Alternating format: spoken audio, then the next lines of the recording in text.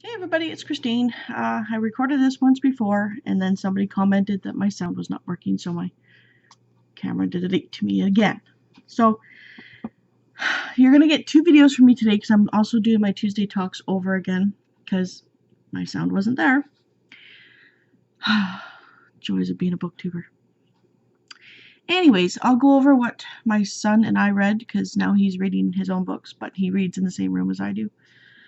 The first one we read was Mrs. Lily is Silly by Dan Gutman. It's book 3 in the My Weirder School series. I think this is the third series, and then there's one after this that he's writing. This one's a little bit more adultish.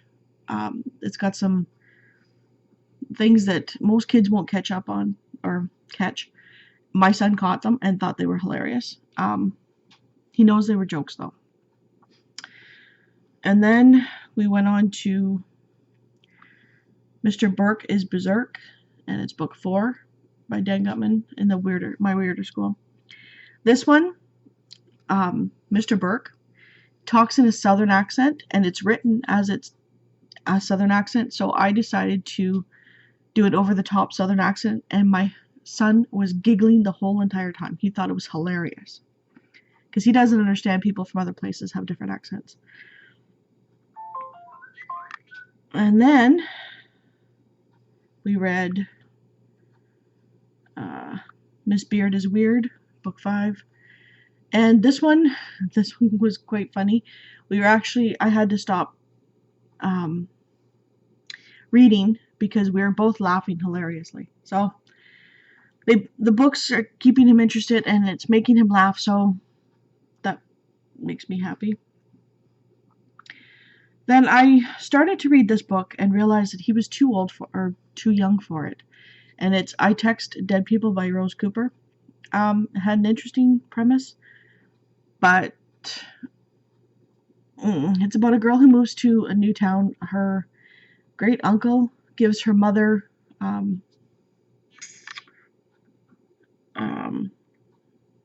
his estate, like when he dies, and it's called the Mad Manor because everybody thought he was crazy.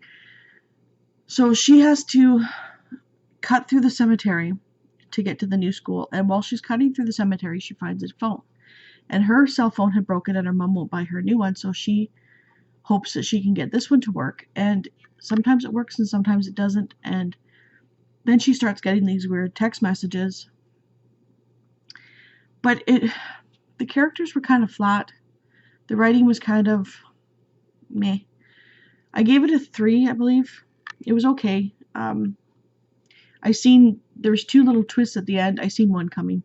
The other one I didn't really see coming, but it was a nice little added extra. Then, while I was reading those, I was reading Extras by Scott Westerfeld, and this is book 4 in the trilogy. It's the book after the trilogy, and I think that society could be going along these lines, mainly because how do I put this?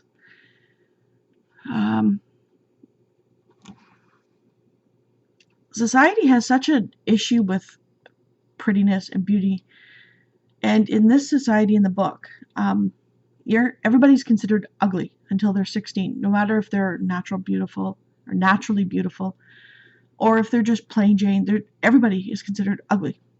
And then once you're 16, you turn pretty.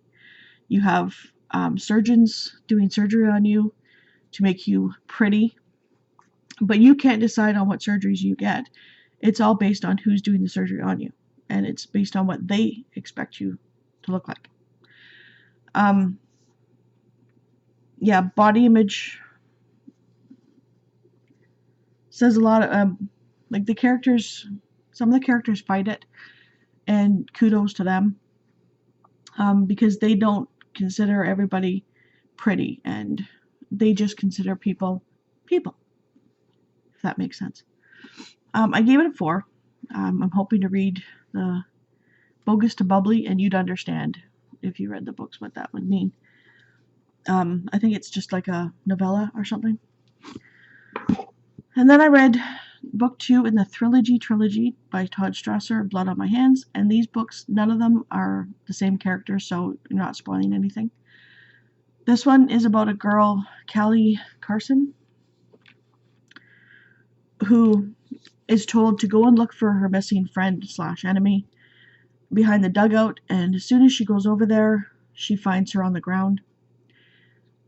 And then she sees something on the ground and goes to pick it up. And the second she picks it up, everybody opens up their, I guess they had followed her, but she didn't know it. And then once she picked up the knife, which is what she found on the ground, everybody pulled out their cell phones and took pictures, and then they started accusing her of murder.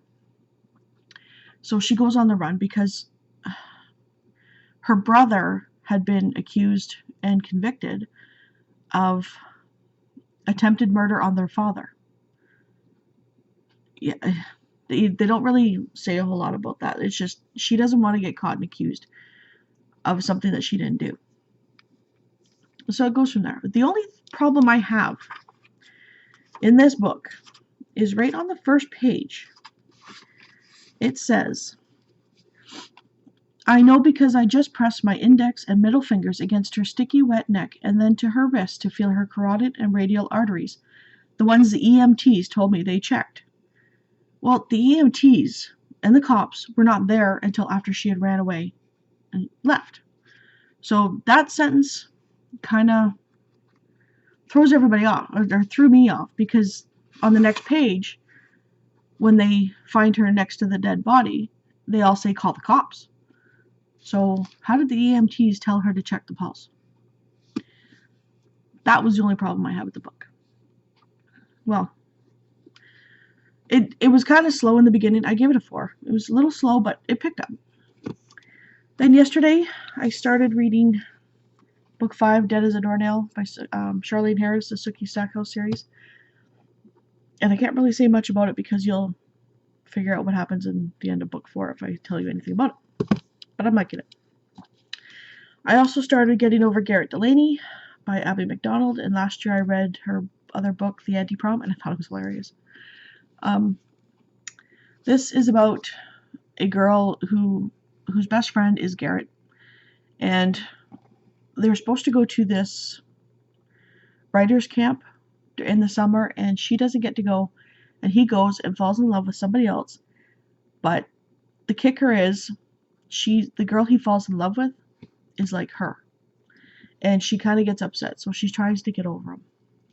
My daughter said that it was a good book, and she wanted me to read it, so it's not so bad. I mean, I read that much yesterday. So I'll probably have that finished by tonight, and this one will probably be finished tomorrow. So I want to go on to Clockwork Angel, City of Bones, Infernal Devices, and I've been told to read the first 3 in the Mortal Instruments, and then read these 3, and then go back and read the other 3 in the Mortal Instruments, so that's what I'm going to do. And then I'm also going to try and read The Scorched Trials by James Dashner, and it's the book 2 in the Maze Runner trilogy. And also I want to try and get to the Jodi Picoult and Samantha Van Leer Between the Lines book.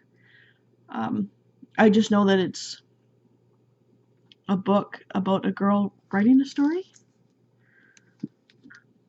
and the book kind of comes to life and you kind of get the story and then her story, and it's written in green and blue ink, which I love, and it's illustrated, not major illustrations, like just a couple. Yeah, there's the blue ink, you can't really see, and then the green, and it's different typography too, it looks like. Yeah, so that's what I'm going to try and get to read this week. My reading is picked up again a little bit, which I'm happy about. So yeah, I'm going to do my Tuesday Talks video next, and hopefully the sound is working now. Talk to you later. Bye.